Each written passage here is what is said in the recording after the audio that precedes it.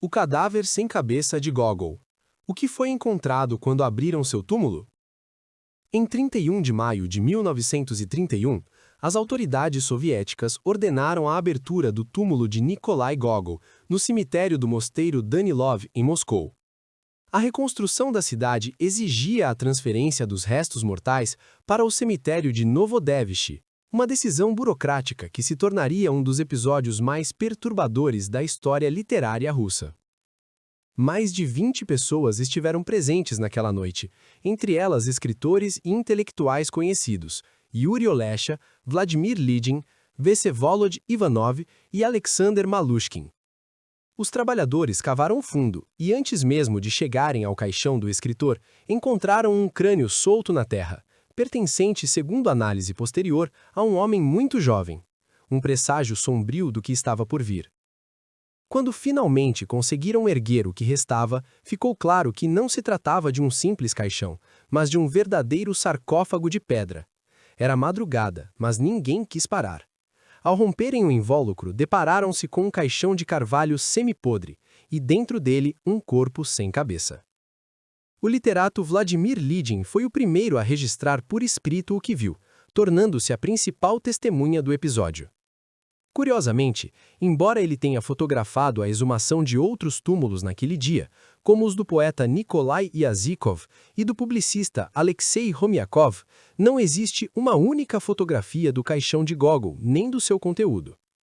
As investigações subsequentes revelaram que a sepultura já havia sido aberta anteriormente, durante a reforma do túmulo em comemoração ao centenário do nascimento do escritor. As suspeitas recaíram sobre os monges do mosteiro, que teriam roubado o crânio naquela ocasião. Chegou a circular o rumor de que a cabeça teria sido encomendada pelo colecionador moscovita Alexei Bakrushin e que o crânio de Gogol estaria escondido entre as peças anônimas do famoso museu de teatro que leva seu nome. Uma investigação posterior não encontrou nada. Mas a cabeça desaparecida não foi o único escândalo daquela noite macabra. O escritor Vyacheslav Polonsky registrou em seu diário que os presentes simplesmente saquearam o túmulo. Malushkin arrancou um pedaço da roupa do cadáver, outros levaram fragmentos do caixão como souvenir, e o escritor Valentin Stenich, fuzilado em 1938 e reabilitado apenas em 1990, roubou uma costela de Gogol. O próprio Lidin confessou abertamente ter se apoderado de um pedaço preservado do casaco do escritor e costurado o tecido na encadernação de um exemplar de Almas Mortas. O livro encontra-se hoje numa coleção privada da filha de Lidin.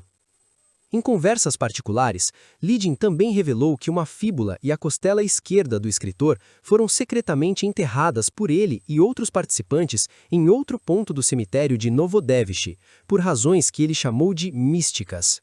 A historiadora M. Baranskaya, igualmente presente na abertura do sarcófago, confirmou a ausência da cabeça. Já o arqueólogo A. Smirnov contradiz todos os demais, afirmando que a cabeça estava lá, mas girada quase 100 graus em relação ao corpo, numa posição anatomicamente impossível para um morto comum. Há ainda uma versão ainda mais estranha. O historiador A.S. Soloviev sustenta que, ao escavarem o local, não encontraram caixão algum, apenas uma câmara subterrânea repleta de túneis e poços de ventilação sobre o túmulo de Gogol. O próprio escritor havia alimentado em vida o terror de ser enterrado vivo e pediu expressamente que seu corpo não fosse sepultado antes de apresentar sinais inequívocos de decomposição. Essa obsessão, registrada em seus diários, deu origem à lenda persistente de que Gogol teria sido enterrado em estado de sono letárgico e que, ao despertar dentro do caixão, teria se debatido até a morte. A posição supostamente alterada da cabeça, relatada por uma das testemunhas, não fez mais do que alimentar esse terror póstumo. O que realmente aconteceu naquela noite de 1931 continua sem resposta. As versões se contradizem, as fotografias não existem e os ossos do autor de Vi estão espalhados ou perdidos entre túmulos, coleções privadas e talvez corredores secretos sob a terra de Moscou.